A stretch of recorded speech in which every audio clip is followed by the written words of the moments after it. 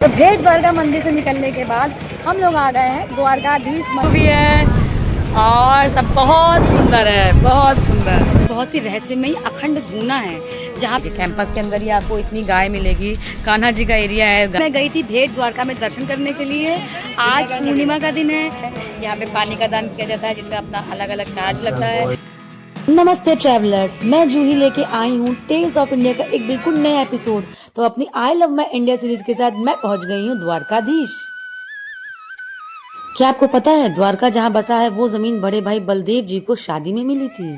नमस्ते ट्रैवलर्स, मैं आ गई हूँ एक बार फिर आपके सामने एक नया ब्लॉग लेकर के। और आज मैं जा रही हूँ गुजरात, जी हाँ, जो सोमनाथ ज्योतिर्लिंग इंडिया का पहला ज्योतिर्लिंग, वहाँ जा रही हूँ मैं दर्शन करने के लिए।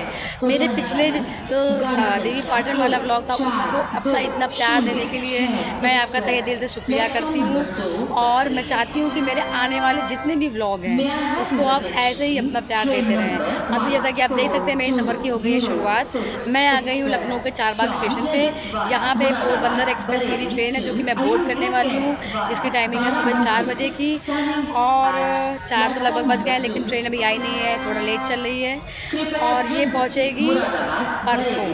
कल पूरा आज मतलब आज का पूरा डे हम लोग पूरा ट्रैवल करेंगे। कल मॉर्निंग में 8 बजे ही हम लोग को पहुँचाएगी। तो अभी जैसे ट्रेन आती है हम लोग अपनी सीट पर बैठते हैं और ये अनाउंसमेंट बहुत ज़्यादा लाउड हो रहा है तो मैं बैठ करके फिर से वीडियो को कंटिन्यू करती हूँ। So good morning and welcome back guys. मैं इस समय खड़ी हूँ दिल्ली स्टेशन पे। मेरी ट्रेन यहाँ पहुँचने की इसकी टाइमिंग थी 1 बजे की और ये अपने निर्धारित समय से 1 घंटा लेट यानी कि 2 बजे यहाँ पे पहुँची है। रात में हम लोगों ने जब ट्रेन को बोर्ड किया था बहुत अंधेरा हो गया था, ज़्यादा कुछ दिख नहीं रहा था, हम लोग बस लेट के सो गए थे। सुबह में हम लोग वही थोड़ा बहुत स्नैक्स किए और अपनी जर्नी को ऐसे ही एंजॉय करें। तो कुछ खास था नहीं दिखाने के लिए टू बी ऑनेस्ट। तो थोड़े बहुत रूट के इंटरेस्टिंग चीज़ें मुझे दिखी वो मैंने ऑलरेडी आप लोगों को दिखा दी है। अभी हम लोग यहाँ पे पहुँचे। यहाँ पे हम लोगों ने अपना वही लंच और थोड़ी बहुत चाय वगैरह खरीदी है जिसको हम लोग अभी जाके एंजॉय करेंगे। यहाँ पे थोड़ी देर का हॉल्ट है ट्रेन का। अगर ट्रेन की जर्नी की बात मैं करूँ तो ओके है। वॉशरूम बिल्कुल भी साफ़ नहीं है और खैर क्राउडेड भी बहुत है। ट्रेन लंबी दूरी की ट्रेन है। हम लोग साफ सफाई हो रही है लेकिन उस तरीके से नहीं हो पा रही है। मतलब मैं ये बोलूँगी कि ओवरऑल ट्रेन की जर्नी से मैं ओके ही बोलूँगी। अब इसके आगे इसका जहाँ अब मुझे लगता है इसके बाद मैं सीधे आप लोगों से जयपुर स्टॉप पे मिलती हूँ कि खाना खा के मैं तो मस्त होने वाली हूँ। चलिए फिर मैं आप लोगों से अब जयपुर में मिलती हूँ। सो हेलो गाइस, अब हम लोग आ गए हैं जयपुर स्टेशन पे। यहाँ पे ट्रेन लेट आई है। कितनी लेट आई है यहाँ पे ट्रेन? 1 घंटा अपने निर्धारित समय से 1 घंटा लेट आई है। अभी टाइम हो रहा है 8 बज रहा है, इसका मतलब 7 बजे की टाइमिंग है और ये 1 घंटा लेट आई है। यहाँ पे हम लोगों ने जयपुर की स्पेशल जयपुर थाली ऑर्डर करी है जो भी मैं टेस्ट करके आपको रिव्यू ज़रूर बताऊँगी। यहाँ आपको कैसा टेस्ट रहेगा, इसके अंदर क्या क्या रहेगा आप बताइएगा जयपुर थाली के अंदर। अच्छा वेट करिए फिर तो क्या क्या रहेगा। लेकिन जयपुर और दाल बाटी चूरमा ना मिले ये तो इम्पॉसिबल है। तो मैं ये गेस कर रही हूँ कि थाली में दाल बाटी चूरमा ज़रूर होगा। और इसी के साथ ट्रेन का सिग्नल हो गया है। ट्रेन मेरी स्टार्ट हो गई है चलने के लिए। मैंने ऑर्डर करी ये राजस्थानी थाली जिसमें मुझे मिली है ये कढ़ी, गट्टे की सब्जी, चूरमा और ये मिर्ची का अचार, पापड़, रोटी मिली है, चटनी, दाल, राइस, 2 बाटी और सैलड। और इसका टेस्ट अभी जब मैं इसको टेस्ट करूंगी तो मैं आपका टेस्ट बताऊंगी टेस्ट रिव्यू कैसा है। फिलहाल मुझे प्लेट का लुक बहुत अच्छा लगा। देखिए मेरी साबी तो एंजॉय भी करने लगी है तुरंत और लुक वाइज भी बहुत अच्छी है। खाना आया भी गर्म ही था, अभी तो खैर ठंडा हो गया, बहुत देर से रखा है। और ये ऑथेंटिक, ये बोलूँगी मैं एक तरह से कि ये ऑथेंटिक राजस्थानी थाली आई है। अभी मैं ये टेस्ट कर रही हूँ कढ़ी। कढ़ी तो बहुत अच्छी बनी है, बिल्कुल खटास। और इसमें देखिए एक पकौड़ी भी दी गई है। खटास और स्पाइसीनेस का बिल्कुल परफेक्ट ब्लेंड है ये। गट्टे की सब्जी, मेरी साबी ज़्यादा एक्साइटेड है खाने के लिए। गट्टे की सब्जी भी अच्छी, जिस तरह मैं सोची थी कि राजस्थानी खाना थोड़ा स्पाइसी या तीखा होगा उस तरह से बहुत तीखा नहीं है। आप बच्चों को भी खिला सकते हो। और मिर्ची का अचार है, ये तो आप पे डिपेंड करता है। अगर आप मिर्चा पसंद करते हो तो आप साथ में खा सकते हो। ये लहसुन की चटनी है, लहसुन की चटनी। ये वाली है लहसुन की चटनी और बाटी भी सॉफ्ट है और सॉफ्ट है, गरम है, घी लगा है प्रॉपर। देखिए आप, प्रॉपर इसमें अंदर तक घी लगा हुआ है। ऐसा नहीं कि आपको सूखी बॉल ला के दे दी गई है, प्रॉपर घी लगा हुआ है। और ये रहा चूरमा, चूरमा भी बहुत अच्छे से सॉफ्ट अच्छे तरीके से बनाया गया है। और ये देखिए पुलाव दिया गया है राइस में, मतलब ये पुलाव दिया गया है और बिल्कुल मुझे फ्रेश लग रहा है देखने से। Welcome to my day 2 vlog. और मैं अभी भी देखिए ट्रेन में ही हूँ। इसके बाद बस नेक्स्ट जो स्टॉप आएगा, जो नेक्स्ट स्टेशन आएगा वो मेरा लास्ट स्टेशन होगा। उसके बाद से हम लोग बाय रोड अपनी जर्नी आगे ट्रैवल करने वाले हैं, जो कि राजकोट स्टेशन होने वाला है। रात में कुछ ज़्यादा खास था नहीं, मैंने जैसे खाना खाया आपको देखे, मैंने अपना डिनर किया।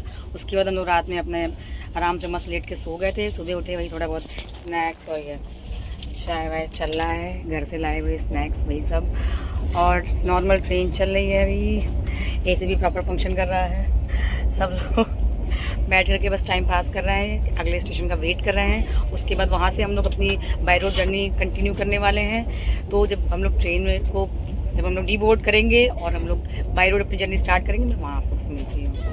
स्टेशन पर आ गई मेरी कैब और बढ़ गई मैं अपने सफर में आगे। अपने भगवान श्री कृष्ण को राजाधिराज स्वरूप में देखने की उत्सुकता से मैं उनकी तरफ बढ़ी जा रही थी। सुबह था और नाश्ते का समय, तो हम लोग पहुंच गए वहां के एक होटल में, जहां पे हम लोगों ने ऑथेंटिक गुजराती नाश्ता किया था। ये लड्डू है स्वीट में, वो फर्शी पूरी है, ये चटनी आएगी गोधन भाई की, ये लहसुन वाली चटनी है, ये संभारा है, ये मिर्ची है, वो कड़ी है, प्याज है। कैसी बनी है ये वाली? ये लहसुन वाली की। इसके बगल वाली ये कैसे बनी है? क्या? ये कांदा और वो सब मिक्स में आता है, कांदा, प्याज भी थोड़ा डालते हैं, अच्छा। पत्ता गोभी आता है ना, इसको किसके साथ खाते हैं? काठिया के साथ। इसको इसके साथ खाते हैं, इसमें मिला करके खाया जाता है। नहीं, ऐसे खाया जाते हैं। ऐसे खाते हैं, अच्छा। और ये ऐसे ही खाते हैं? हाँ, उसके साथ चाय है। चाय आएगी। तो जैसा भैया ने बताया थेपला, और ये रही नारियल की चटनी। अब मैं ट्राई करने वाली हूँ थेपला और नारियल की चटनी के साथ। देखते हैं इसका टेस्ट कैसा लगता है।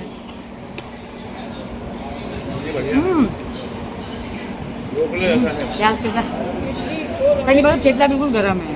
दूसरी बात, जैसे हम लोग यहाँ पराठे बनते हैं ना, पराठे अपने यूपी में लखनऊ साइड में तो पराठे बनाए जाते हैं गेहूँ वाले, उसी तरीके से पतला गरम घी लगा के इसको किया गया है। साथ में ये फ्राइड मिर्ची दी जाएगी, जो बिल्कुल भी तीखी नहीं है, इसको आप आराम से खा सकते हैं। तो एक काम करते हैं, अभी हम लोग जल्दी से ही अपना ब्रेकफास्ट को करते हैं फिनिश। इतने में मेरी चाय भी आ गई है। द्वारका 4 धामों में से एक प्रमुख धाम है, जो काठियावाड़ क्षेत्र में गोमती नदी और अरब सागर के संगम के किनारे है। 5000 साल पहले भगवान श्री कृष्ण ने मथुरा छोड़ने के बाद सोने की द्वारका बसाई थी। यहाँ आप द्वारका धाम के दर्शन के साथ साथ भेंट द्वारका और भगवान शिव के 12 ज्योतिर्लिंगों में से एक नागेश्वर ज्योतिर्लिंग के भी दर्शन कर सकते हैं। अपनी बाय रोड की जर्नी कंप्लीट करने के बाद अभी हम लोगों ने चेक इन किया है अपने होटल में।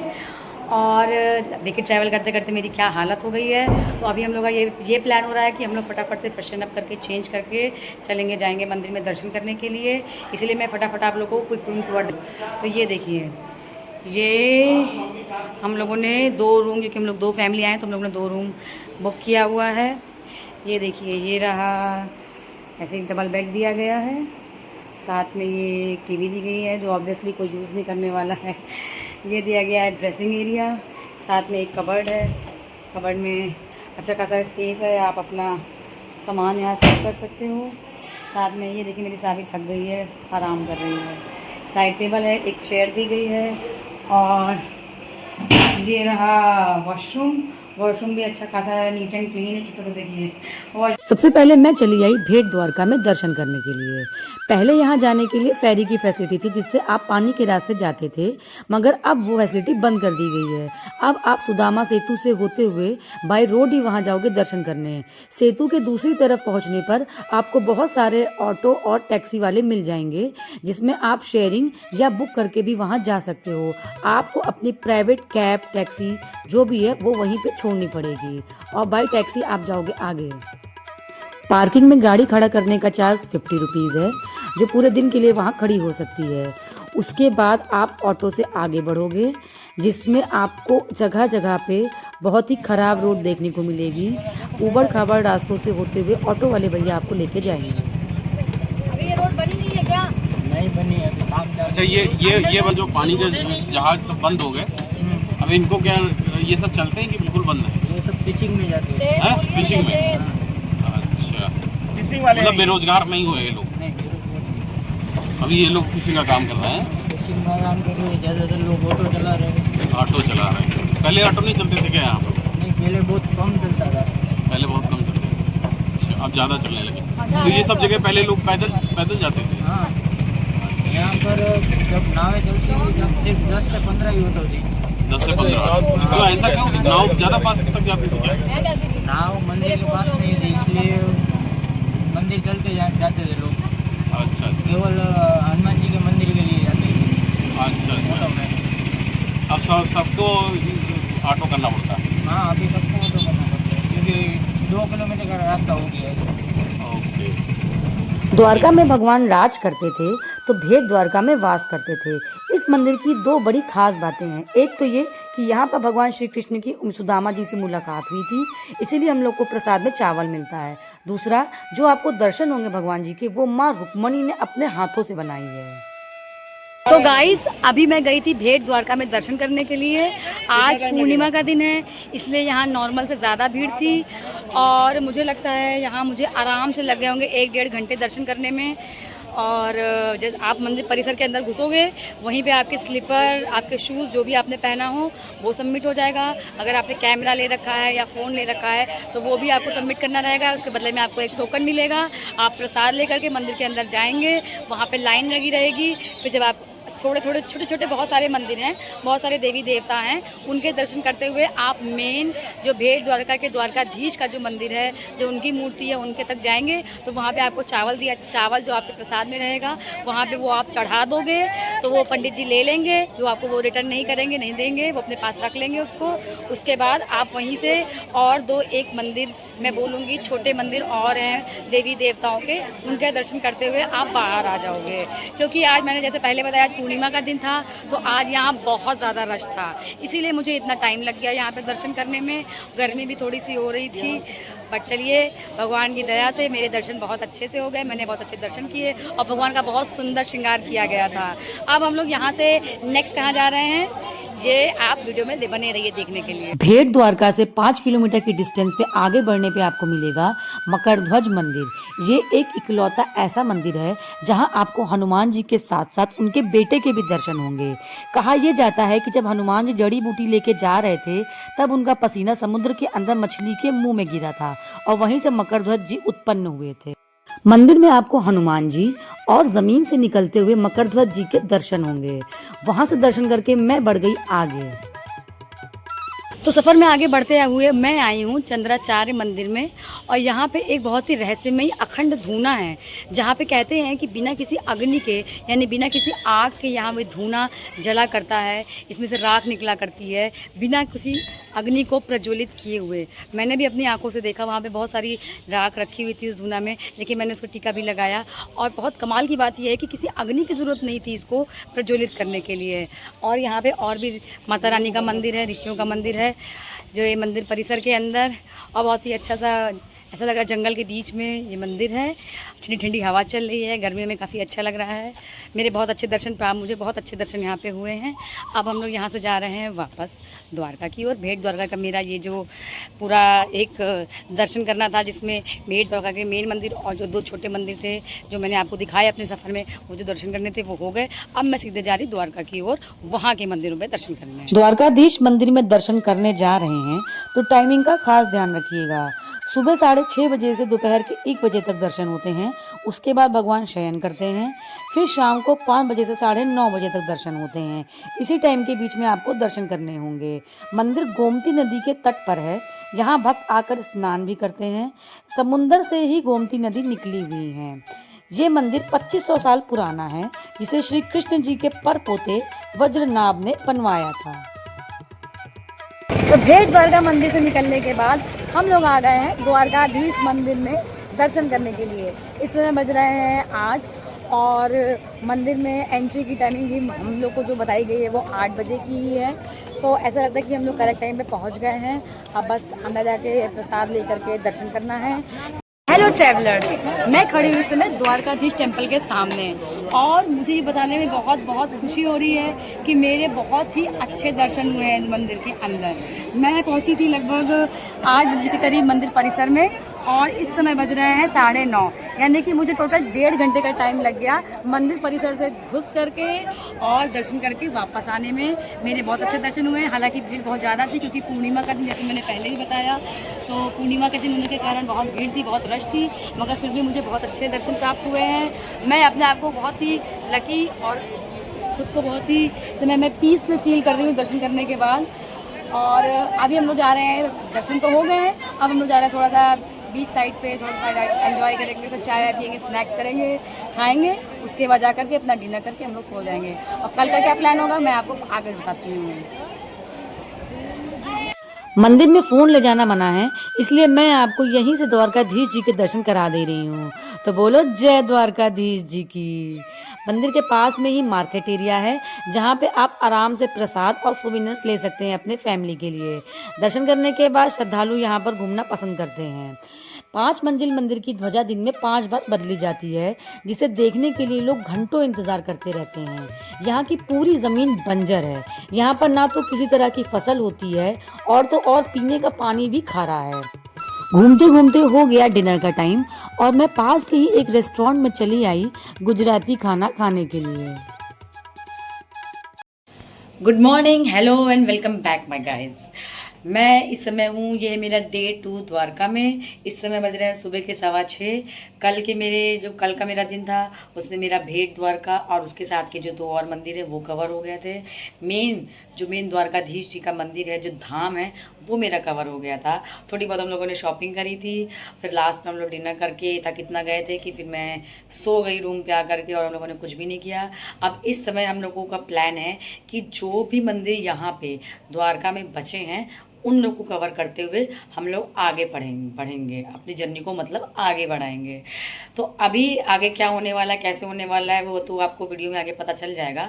अभी हम लोग जा रहे हैं, जो हम लोग का प्लान है कि यहाँ पे जो नागेश्वरम ज्योतिर्लिंग है वहाँ पे दर्शन करने के लिए, जो कि सुबह 6:30 बजे तक ओपन हो जाता है। और जैसा कि आप देख लीजिए सुबह के समय है, मैं बिल्कुल रिफ्रेशन अप होकर नहा धो के रेडी हो गई हूँ और सावी मेरी नॉकआउट होकर बहुत ज़्यादा थक गई थी, कल सो रही है। Hello and welcome guys.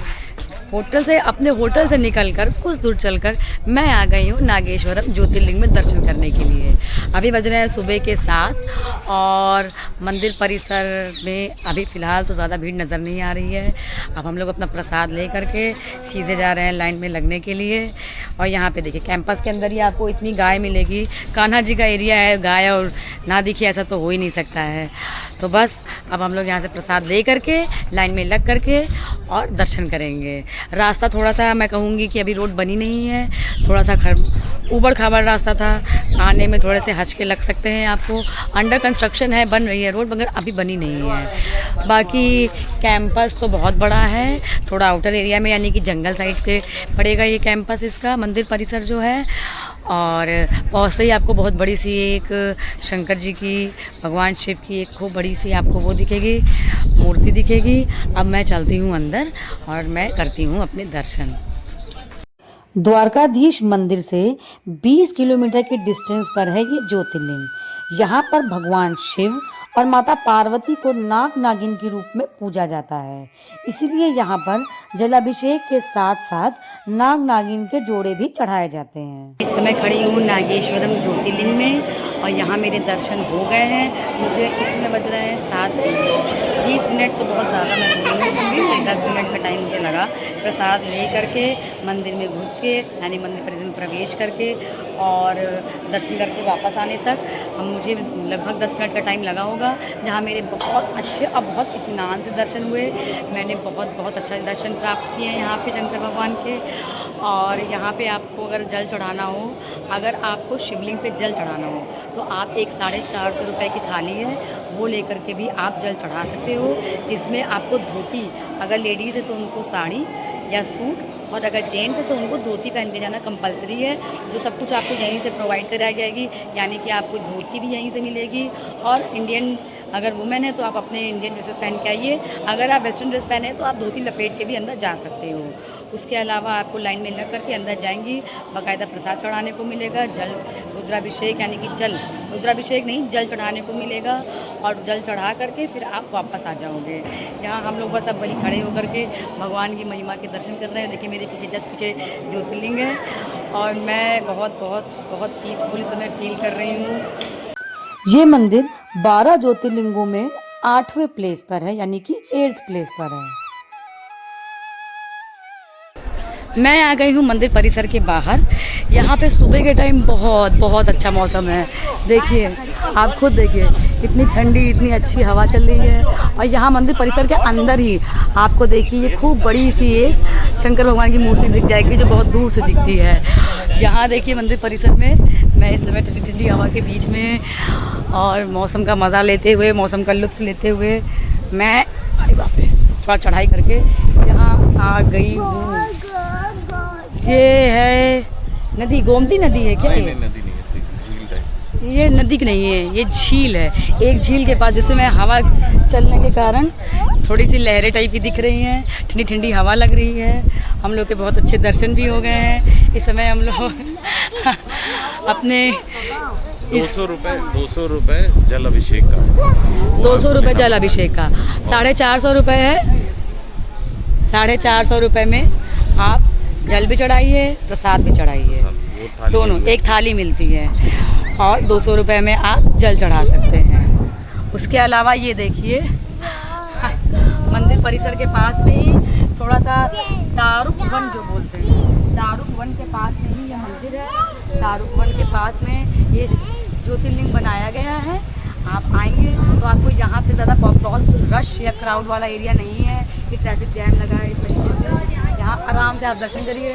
मंदिर परिसर में ही पेड़ है, इसमें से बहुत अच्छी अच्छी हवा आ रही है। गुम्बद देखिए कितना ऊंचा और उसकी ध्वजा कितनी अच्छी, कितनी तेज़ लहरा रही है हवा चलने के कारण। और आप हम लोग थोड़ी देर यहाँ पे टाइम स्पेंड करेंगे भगवान के पास, भगवान की माया में, भगवान के दर्शन प्राप्त करेंगे। उसके बाद फिर हम लोग यहाँ से जाएंगे। किसी समय में दारुक नाम का एक राक्षस हुआ करता था जो सुग्रीव नाम के भगवान शिव के भक्त को परेशान करता था। फिर भगवान शिव और माता पार्वती नाग नागिन के रूप में यहाँ प्रकट होते हैं और अपने भक्त की रक्षा करते हैं। तब से वे यही नागेश्वर के रूप में स्थापित हो गए और दारुक राक्षस के नाम पर दारुक नागेश्वर ज्योतिर्लिंग से निकलकर मैं आ गई हूँ इस समय भटकेश्वर महादेव टेम्पल के पास। ये भी द्वारका का एक बहुत ही फेमस टेम्पल है। अगर आप द्वारका आ रहे हो दर्शन करने के लिए तो उसकी आइटिनरी में ये मंदिर होना मस्ट है, कंपलसरी है। सबसे पहली बात तो यहाँ का सीनिक व्यू, इतना सुंदर यहाँ का व्यू आपको मिलेगा। समंदर के जस्ट किनारे ये मंदिर है और ये मंदिर पूरा एक शिवलिंग के शेप में है। ये देखिए पूरा मंदिर शिवलिंग की शेप में है। यहाँ से आपको ओशन देखिए, ओशन व्यू पूरा मिलेगा, बीच दिखेगा यहाँ का और समंदर की लहरें आप एक्सपीरियंस करोगे। यहाँ पे ठंडी ठंडी हवा चला करती है तो गर्मी में आओ चाहे जिस मौसम में आओ, आपको यहाँ पे कभी भी मौसम से रिलेटेड कोई भी प्रॉब्लम नहीं होगी। इस समय बज रहे हैं 8:45। हम लोग वहाँ से निकले थे 8 साढ़े 8 बजे के करीब हम लोग निकले थे नागेश्वर ज्योतिर्लिंग से और हम लोग को आने में यहाँ पे लगभग आधे घंटे का टाइम लग गया है। अब जा रहे हैं हम लोग मंदिर में दर्शन करने के लिए, लाइन में लगने के लिए। ज़्यादा भीड़ तो नहीं है फ़िलहाल, थोड़ी ही भीड़ है। जाएंगे मंदिर में दर्शन करेंगे, उसके बाद थोड़ा सा हम लोग व्यू एंजॉय करेंगे। चलिए पहले मंदिर में लाइन में लग के दर्शन करते हैं। यहाँ का शिवलिंग स्वयंभू है और 5000 साल पुराना है। यहाँ पर खुद अरेबियन सी भगवान का जलाभिषेक करता है। ये मंदिर भगवान शिव के चंद्रमौलेश्वर स्वरूप को समर्पित है। यहाँ का शिवलिंग जगत गुरु शंकराचार्य ने गोमती और अरब सागर के संगम पर खोजा था। हर साल जून जुलाई में एक ऐसा दिन आता है जब सागर का पानी मंदिर के अंदर आ जाता है और स्वयं अरेबियन सी यानी कि अरब सागर भगवान का जलाभिषेक करता है। तो मंदिर में मेरे दर्शन हो गए हैं। यहाँ पे आपको बिल्कुल भी टाइम नहीं लगेगा, या हो सकता है मॉर्निंग होने के कारण यहाँ पे इस समय बिल्कुल भी भीड़ नहीं है। मेरे आते ही तुरंत दर्शन हो गए और मेरे बहुत अच्छे दर्शन हुए। मैंने बहुत अच्छे से महादेव के दर्शन प्राप्त किए। यहाँ जल चढ़ाने की सुविधा नहीं है, आप शिवलिंग पे, महादेव के शिवलिंग पे जल नहीं चढ़ा सकते हैं। फिलहाल आप बस दूर से आशीर्वाद लीजिए, हाथ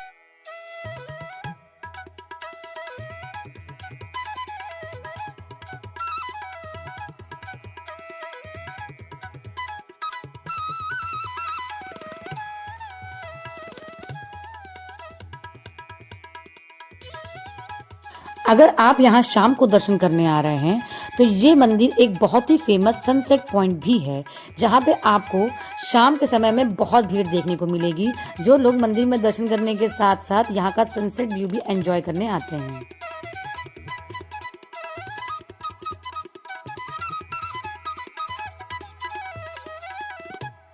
द्वारका के मेन मंदिर से 2 किलोमीटर की डिस्टेंस पर है माता रुक्मणी जी का मंदिर।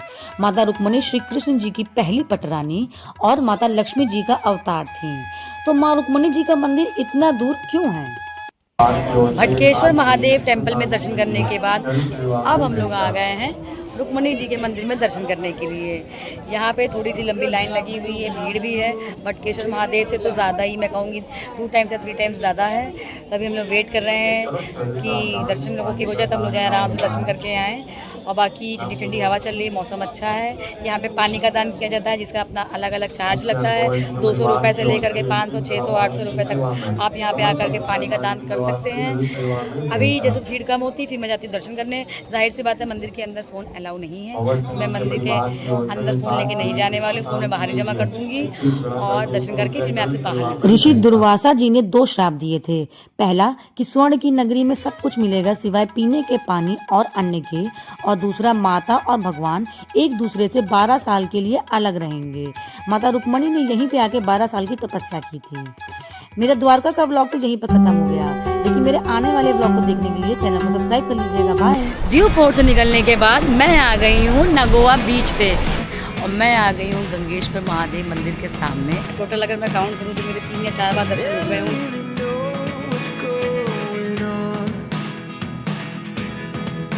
सोमनाथ मंदिर से निकलने के बाद मैं आ गई हूँ कपिलेश्वर महादेव।